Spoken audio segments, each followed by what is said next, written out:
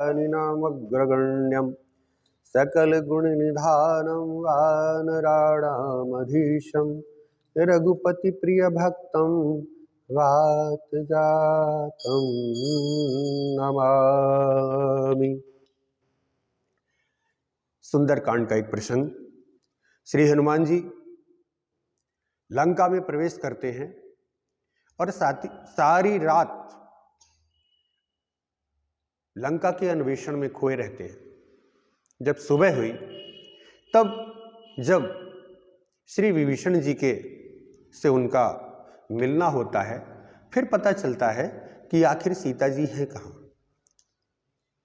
जब परिचय बताते हैं विभीषण जी कि यहाँ तो है नहीं, श्री जानकी जी का निवास तो इस समय अशोक वाटिका में एक अशोक वृक्ष के तले है। बस प्रसंग की शुरुआत यहीं से है। श्री हनुमान जी जैसे ज्ञानी नामक ग्रगण्य, जब सीता जी वहां पर है नहीं, पूर्व में बताया जा चुका है, तो आखिर ये वहां पर अशोक वाटिका में न खोजकर और लंका में खोजते क्यों रह गए। प्रसंग की शुरुआत करते हैं वहां से जहां की इस प्रसंग की नींव है। वो है जब सारे के सारे बंदर भालू खोजने श्री जानकी जी को निकले और अभी खोजना प्रारंभ ही हुआ था कि लागी त्रसा अतिशय कुलाने, मिले नजल घन गहन भुलाने। घने जंगल में खो गए वो अपनी जगह। भूख प्यास ने इतना सताया सबको कि मन हनुमान कीन अनुमाना, मरण चाहत सब बिन जल पाना। हनुमान जी देखते हैं कि ये लगता है सारे बंदर भालू बिना भूख प्यास के मर जाएंगे क्या। तब ऊपर चढ़कर देखते हैं एक दृश्य कि बहुत सारे जो पक्षी हैं, कुछ प्रवेश करते हैं, कुछ निकलते हैं। बस हनुमान जी को भरोसा हो गया कि अब हमारी शंका का समाधान हो जाएगा। एक गुफा मिलती है, उस पर प्रवेश करते हैं। आगे के हनुमंत लीना और उधर जाकर जब देखते हैं तो दीख जाए उपवन बर, सग सर विकसित बहुकंज, मंदिर एक रुचिर तहां, बैठी नारी तप कुंज। एक तपस्यारत स्त्री के दर्शन होते हैं। सुंदर विभिन्न प्रकार के कमल खिले हुए हैं, फूल फल जल तालाब इत्यादि देखकर आश्चर्यचकित हो जाते हैं कि गुफा के अंदर ये सब कैसे। और देखते हैं कि एक स्त्री जो है तपस्यारत है। सारे के सारे दूर से ही प्रणाम करते हैं। निर्जन जन में जगह में ये सब हुआ कैसे। तपस्विनी ने कहा सबसे पहले आप जलपान करें। जल लिया, भोजन किया, फल इत्यादि, और फिर आते हैं और उसने अपना परिचय दिया, मैं हेमा की सखी हूं, मेरा नाम स्वयं प्रभा है। पूरा परिचय देती है और फिर कहती है मुदहु नयन विवरत जिजाहू, पहियहु शीस्तहि जनि पछिताहू। अरे बस 2 पल मात्र में तुम इस गुफा से बाहर हो, अपने नेत्र बंद कर लो। नयन मूंदी, नेत्र बंद करते हैं और बंदर चंचल स्वभाव, पुनि देखें बीरा, और तुरंत खोल देते हैं। और जैसे ही खोलते हैं तो सारे के सारे समुद्र के तट पर खड़े हुए होते हैं। और वहां पर अब कहती है वो कि मैं अब जाब जहां रघुनाथा, सो पुनि गई जहां रघुनाथा, जाय कमल पद नाय समाथा, नाना भांति विनय तह कीनी, अन पायनी भगति प्रभुदीनी, बद्री वन कहूं सो गई प्रज्ञा धरि शीस।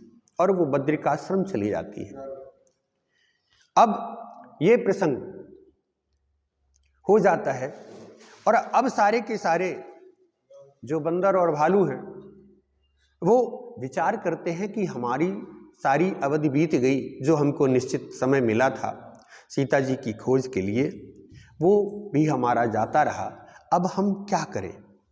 ऐसी स्थिति में जामवंत जी सबका दुख देखते हैं, अंगद का दुख देखते हैं और फिर कुछ उपदेश करते हैं कि तात राम कहूँ नर जनि मानहु, निर्गुण ब्रह्म अजित अज जानहु। अरे भगवान हैं वो साक्षात परमेश्वर, हम जब जिनके सेवक बनकर और आज सीता जी की खोज करने निकले हैं, हम सब सेवक अति बड़भागी, संतत सगुन ब्रह्म अनुरागी। निज इच्छा प्रभु अवतरे सुर महि गोद लाग, सगुन उपासक संग तह राहि मोक्ष सब त्याग। ये ज्ञान उपदेश देते हैं कि हम कोई साधारण नहीं हैं, हम भगवान के अनुचर हैं और स्वयं नारायण इस समय धरती पर अवतरित हो आए हैं। ये बातें यही विधि कथा कहाई बहुभांति, गिरि कंदरा सुनी संपाति। अब संपाति का प्रसंग प्रारंभ होता है। बड़ा परम प्रसंग, एक एक करके ये जो बंदर हैं मरेंगे। मैं बहुत दिन से भूखा हूँ, जी भर के भोजन करूँगा। अब सारे के सारे डर पे गीत वचन सुनी काना, अब भा मरण सत्य हम जाना। उसी समय पर कि उस समय अंगद कहे अंगद विचार मन माही, धन्य जटायु सम को नाही।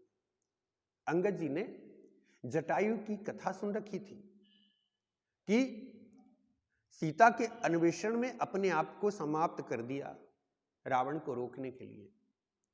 अब ये भी तुलना करने पर कि धन्य जटायु, अरे जटायु जैसा तो कोई था नहीं। जैसी जटायु का नाम सुना, संपाति दोनों भाई हैं, संपाति बड़े जटायु छोटे। पास में आने लगे जब संपाति, तो सारे के सारे बंदर और भी डर गए। अब गए काम से, अब तो लगता है मरने की भी आवश्यकता नहीं है, जिंदा ही हमको न खाने लगे ना। अभय किया, सारी सारी घटना बताओ मुझे, क्या हुआ है। बंदरों ने सब कुछ कथा कह दी। बोले सबसे पहले मुझे सहारा दो और सहारा देकर मुझे समुद्र के तट में ले चलो, मैं तिलांजलि दूं और उसके पश्चात फिर मैं तुम्हारी वचनों से सहायता करूंगा। डरने की आवश्यकता नहीं है, क्योंकि तुम्हारा कार्य पूर्ण सिद्ध होगा। क्योंकि मुझे भी ऐसा ही वरदान था, जब मेरे पंख सूर्य के प्रताप के कारण जल गए थे। हम दोनों भाइयों में एक बार होड़ लगी कि कौन सूर्य के निकट जा सकता है। मैं अभिमानी था, पहुंचा, पास में गया, पंख जल गए। बोले उस समय एक चंद्रमा नाम के मुनि ने मुझे कहा था, आश्वासन दिया था, तुम इसी जगह रहो, एक दिन भगवान राम के दूत आएंगे, उनको तुम सीता जी का पता बता देना और उनके दर्शन मात्र से तुम्हारे जो पंख हैं फिर से जमाएंगे। तासु खोज पठी प्रभु दूता, तिन्हि मिलेते होब पुनीता। जमिह पंख करस जिन चिंता, तिन्हि दिखाए दिखते सीता। और तुम्हारे पंख निकल आएंगे, तुम सीता जी की उनको और दर्शन करवा देना। और फिर कहते हैं मैं देखूं तुम ना ही। सारे बंदर देखने लगे आखिर सीता जी कहाँ हैं। संपाति ने बता दिया कि गिर त्रिकूट ऊपर बस लंका, तह रहे रावण सहज शंका। तहाँ अशोक उपवन जहाँ रही, सीता बैठ सोचरत हई। जैसे ही नजर दौड़ाई, श्री जानकी जी के दर्शन हो गए। बोले सारे बंदर देखने लगे, बोले ना ना आप नहीं देख पाएंगे, मैं देखूं तुम नाहीं दही दृष्टि अपार। और इस प्रकार एक वचन भर कहा कि जो नाघै सत जोजन सागर, करई सो राम काज मत यागर। आपके बीच में कोई एक ऐसा है कि जो समुद्र को लांघेगा, वो समुद्र भर लांघेगा नहीं। करई सो राम काज, सारे भगवान रामचंद्र जी के काज उन्हीं को करना है। और घबराओ मत, मोहि बिलोक धरो मन धीरा, राम कृपा किस भयो शरीरा। अभी अभी देख नहीं रहे थे, मेरे पंख ही नहीं थे, और तुम्हारे मात्र दर्शन करने से मेरे पंख निकल आए हैं। तो अस कही गीध, अस कही गरुण गीध जब गयऊ, तिनके मन अति विस्मय भयऊ। इतना कहकर तुरंत पंख जमे और जो उड़ने की क्षमता नहीं थी वो जो संपाति और उड़कर चले गए। अब जितने थे वो सारे के सारे निज निज बल सब काहू भाषा पार जाकर संशय राखा। अपने अपने बल का सबने प्रदर्शन किया, किंतु कोई पार जाने में समर्थ न रहा। यहां तक कि जामवंत जी कहते हैं कि जब भगवान बलि रूप में थे, उन्होंने बड़ा विशाल रूप धारण किया, तब मैंने 7 चक्कर लगाए थे, किंतु अब वो समय नहीं रहा, शरीर नहीं रहा। सुनकर अंगद ने कहा, अंगद कही जाऊं मैं पारा जी संशय कुछ फिरती बारा। अंगद कहने लगे, अब वो क्या संशय है, कभी प्रभु ने चाहा तो फिर इस पर चर्चा होगी। जामवंत ने कहा, ना ना ना, अब देखते हैं कि हनुमान जी कहां हैं। ये बहुत ध्यान देने योग्य बात है कि अब हनुमान जी ध्यान मग्न है, एक शिखर के ऊपर राम राम राम राम राम राम राम जप रहे हैं। वहां पर जामवंत जी पहुंचते हैं और कहते हैं, कह रीच पति सुन हनुमाना, का चुप साधी रहो बलवाना। हे हनुमान जी, आपने चुप क्यों साध रखा है, या चुप की साधना क्यों कर रखी है? इस समय तो सब बोले जा रहे हैं, निज निज बल सब काहू भाषा, और आप अतुलित बलधाम, आप कुछ नहीं बोल रहे। चुप की साधना में है हनुमान जी। चुप की साधना कुछ और होती है, चुप रहना अलग है, चुप को साधना अलग है। चुप रहने से अगर कोई, ये सबके जीवन में गुजरा होगा, स्कूल पहुंचे, स्कूल पे पहुंचते ही पता चला कोई खत्म हो गया है, बोले 2 मिनट का मौन रखेंगे, जब सब चुप रहेंगे, और चुप के दौरान 2 मिनट का इंतजार बड़ी जल्दी, ये मन जो है वहां भी चुप तो रह रहा है, किंतु उसका अनुसरण नहीं करता, मन कहीं जाता, अरे एक मिनट हो गए, कितने हो गए, 2 मिनट हो गए, इस तरह के मन में विचार आना ही है, स्वाभाविक है। किंतु हनुमान जी चुप की साधना में है। इस समय उनको कुछ भी पता नहीं है कि आखिर इनके बीच में वार्तालाप क्या हो रही है, क्या हुआ अभी संपाति के बीच में, और इन बंदरों की जामवंत इत्यादि क्या चर्चा कर रहे हैं, इतना भी उनको पता नहीं है, क्योंकि वो चुप की साधना में है। वो चुप की साधना क्यों कर रहे हैं? इसलिए जैसे ही स्वयं प्रभा ने एक पल मात्र में सारे बंदर भालुओं को समुद्र के किनारे पहुंचा दिया, इस बात का हनुमान जी पर बहुत असर पड़ा। ये कौन सी तपस्या थी स्वयं प्रभा की? क्या था इसके पास कि सारे बंदरों भालुओं को और समुद्र के किनारे पहुंचा दिया?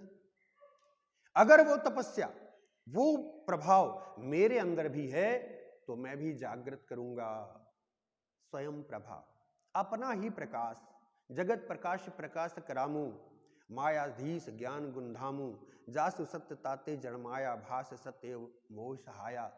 वो जो प्रकाश है स्वयं प्रभा, अपना ही प्रकाश, अपने ही भक्ति का प्रकाश, अपने ही ज्ञान का प्रकाश, तपस्या का प्रकाश। बिल्कुल एक सुंदर उदाहरण, जब हम स्वप्न में होते हैं, सोते रहते हैं, सारी आंख बंद, हाथ पांव सब बंद रहते हैं, किंतु जब स्वप्न देखते हैं तो वहां प्रकाश किसका होता है? वहां पर प्रकाश जो होता है हमारा अपना ही होता है। श्री हनुमान जी सोच रहे हैं वही हमारा अपना प्रकाश, हमारा अपना प्रकाश जो मेरे अंदर है, मैं उसे जागृत करूं। इसलिए चुप साधी रहा बलवाना। और एक आज बताने में थोड़ा हर्ष हो रहा है कि आज रात्रि में श्री बाघेश्वर धाम वाले महाराज से हमारी कोई आपस में छोटी सी चर्चा हुई, इसलिए भी आनंद में मन मगन है, और इसीलिए इस बात को आज चर्चा में है।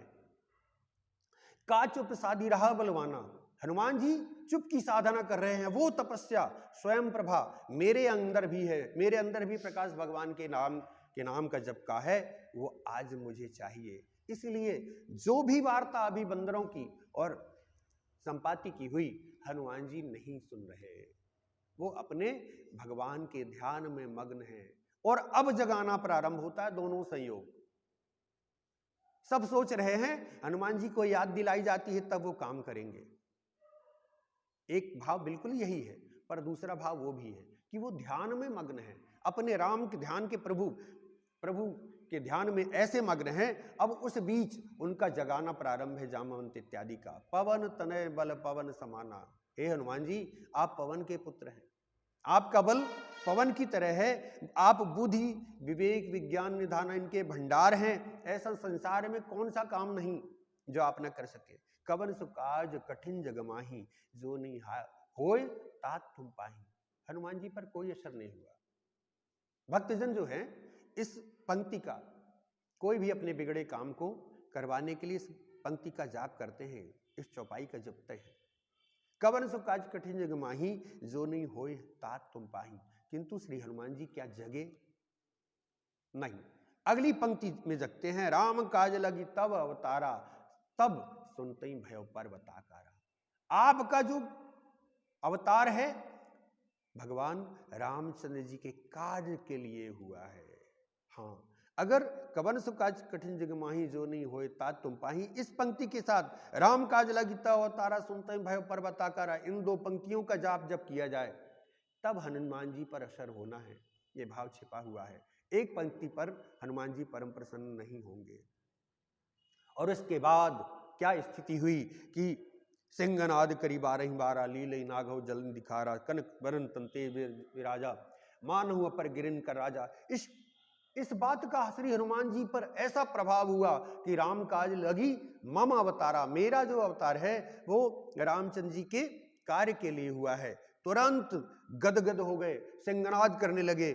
हनुमान जी कहते हैं, हे जामवंत जी बताइए मुझे करना क्या है?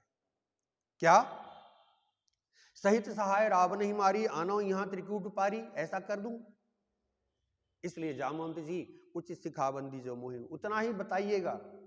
जामवंत जी कहते हैं तो सब करने को तैयार है। ना ना इतना नहीं करना, इतना करहु तात तुम जाई, सीते देख कहु सुधि आई। बस आपको श्री जानकी जी के दर्शन करना है और उनकी सुधि लेकर भगवान तक पहुंचाना है, इससे ज्यादा आपको कुछ नहीं करना। और इसके पश्चात सुंदरकांड प्रारंभ होता है। हनुमान जी यहीं से प्रवेश करते हैं लंका में। उसके बाद क्या क्या होता है हनुमान जी पर? सबसे पहले सुरसा ने परीक्षा ली, राहु की माता सिंहिका का निर्दलन किया। इसके बाद लंकनी पर प्रहार करते हैं, ये चर्चा और लंबी है। इन तीनों पर 3 प्रकार के प्रहार हनुमान जी के हैं। और उसके पश्चात अब हनुमान जी सारी रात्रि लंका की शोध में रहे, क्योंकि उन्होंने ये सुना ही नहीं, क्योंकि वो चुप की साधना में है। जब चुप की साधना में है, ये हमारे आपके जीवन का भी द्वंद्व है। जब तक हम अपने ही अंदर उन भगवान को नहीं खोजेंगे, तब तक बाहर दर्शन बिल्कुल नहीं हो सकते, भूलकर भी नहीं हो सकते। श्री हनुमान जी ने वो चुप की साधना की, अपने उस स्वयं प्रभा को जागृत किया। उनके अंदर जो प्रभा थी भगवान की भक्ति की, वो ज्ञान का प्रकाश जब अंदर जगाएगा, प्यारे श्री राम का तू दर्शन पाएगा। ये श्री हरिओम शरण की भजन की 2 पंक्तियां हैं। जब तक वो प्रकाश अंदर से बाहर स्वयं हम नहीं जगाएंगे, तब तक न रामचंद्र जी के दर्शन होना है, न श्री जानकी जी के दर्शन होना है। साधक जब तक अपना तपस्या का बल अंदर से जागृत नहीं करे, तब तक न राम मिलेंगे न जानकी जी मिलेंगे। और हनुमान जी को तो दोनों ऐसे मिल गए कि जब एक आगे प्रसंग आया तो उन्होंने अपने वक्ष स्थल को चीर कर दिखा दिया कि स्वयं प्रभा, भगवान की भक्ति का जो प्रभा है, प्रकाश है, मेरे रोम रोम में व्याप्त है। बोले सियावर रामचंद्र जी की जय।